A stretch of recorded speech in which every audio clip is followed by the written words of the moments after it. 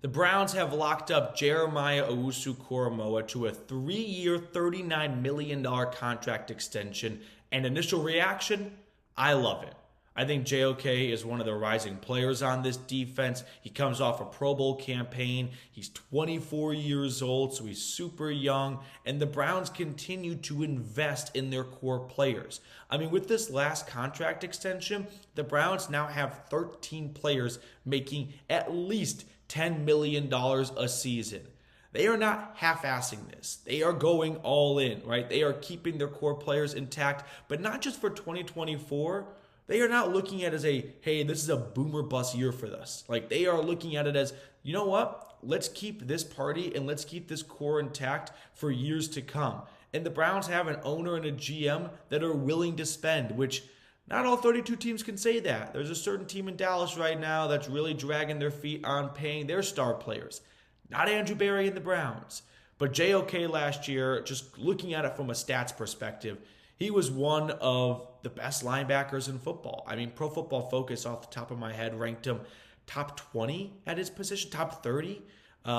He played in 16 games, which was maybe the most impressive stat because first 2 years, there were concerns of a lack of availability. And if you don't like this extension, it probably stems from that. And it's hard to argue that. I mean, that's a fair point and a fair criticism. 14 games year one, 11 games year two. He was a little bit undersized coming out of Notre Dame, and that's why some teams may have passed on him. But year three and in first year with Jim Schwartz, plays pretty much every game, 16. He sat week 18 in a meaningless game in Cincinnati, but he had 2 interceptions, 6 pass breakups. All these are career highs, by the way. 1 forced fumble, that one's not. 3.5 sacks is, 101 tackles, 20 tackles for loss. He had more than double the amount of tackles for loss he had in his first 2 years put together. JOK really had a breakout season last year, and the Browns find, hopefully, a permanent fixture at the linebacker position, which has evaded them for, I'd say, like a decade. Like, go back to Jaquel Jackson, really.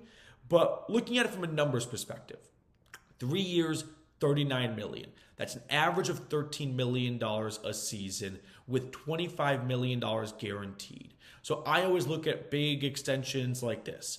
Subtract 1 year, 2 years, and apply that to the guaranteed money. So if you're looking for like, hey, if things don't go well, like how long are they really locked into this? It's a 2-year, $25 million extension. My guess is by that third year, most of that guaranteed money is dried up. So if the Browns wanted to get out of it, they could with very little penalty. But in terms of how that ranks amongst his peers, he's now the 5th highest paid inside linebacker in football. I think it's great value for the Browns. Ultimately, this deal is going to get judged based on the availability for Jeremiah moving forward. If they get a guy like they had last year who, sure, it doesn't have to be 100 plus tackles and 20 tackles for loss every year for this to be a good deal. But if they get, 15, 16, 17 games and the playmaker that he is flying around the backfield while the defensive line, eats up offensive linemen and lets the linebackers do their job, him being the fifth highest paid linebacker is going to look like one of the best bargains in the NFL. I think this is a fantastic deal by the Browns, and I just love the willingness from Andrew Berry and Jimmy Haslam to go, you know what, let's go after it. Let's not half-ass this thing. If we think we've got a core that can go out and compete for years to come, let's lock up our guys now and let's bet on ourselves a little bit. That's what the Browns are doing with Jerry Jeudy, Grant Delpit, JOK, like all 3 guys just in the last 8 months that were extended before their contract was up. Why are the Browns doing that? Because they're betting on those guys to live up to the hype and their expectations and not have to compete then with other teams in the open market. And for the players, it's a really good deal. Like, they get JOK today, $25 million put into his bank account. And now if he were to get injured this year, he doesn't have to worry about signing a 1-year, $5 million extension in free agency and missing out on all this guaranteed money. So for the Browns, I think it's a good deal. But again, it's a risky deal. Like, let's not kid ourselves here. There are some risks being made. If Delpit, Jeudy, and JOK all stink it up this year, the Browns are going to look pretty silly. But if they, even just 2 out of them, have really strong seasons, like, sure, it may not work like perfectly across the board, but you get a big enough sample size and the Browns feel like these are players worthy of extensions that are not going to fall off a cliff, you're going to come out winning more often than you lose. And for the Browns in a, medium-sized market team, like they may feel like this is our best way to kind of compete with some of the big market cities in free agency. Let's not let our star guys get to free agency. Let's bet on ourselves, but not even betting on ourselves as much as let's bet on them. Let's believe that JOK is going to continue to play at a high level. Let's believe that Jerry Jeudy is going to thrive in our offense. Let's continue to believe that Grant Delpit's going to be, in my opinion, one of the most underappreciated safeties in football. Like, the Browns are making these wagers, and I'm a fan of them. Like, sure, there's a little bit of risk involved, but let's do that. So, JOK, 3 years, $39 million. Like I said at the beginning of the video, a big fan of this deal because I'm just kind of a big fan of the player he is. I mean, the speed he brings to that position, just think about the direction that the NFL is headed offensively and how defenses need to counteract that.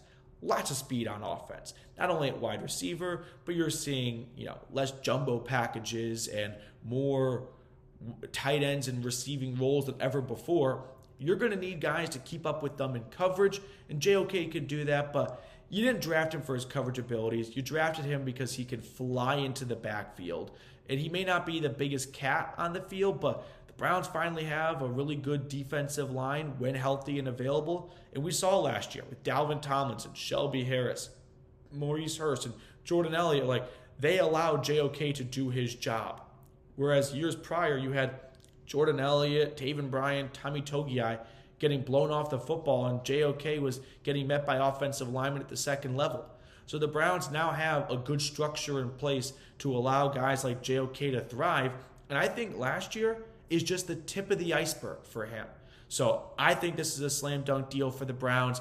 In my extension projection I put out, I think a month ago, it's August 14th. Right around a month ago now, we started to get rumors that JOK could get an extension done. And I could be wrong, but I thought back then I said, I'd watch for this to get done in the middle of August. Here we are in the middle of August. And I said it would be a 4-year, $48 million extension. That's an average of $12 million a season.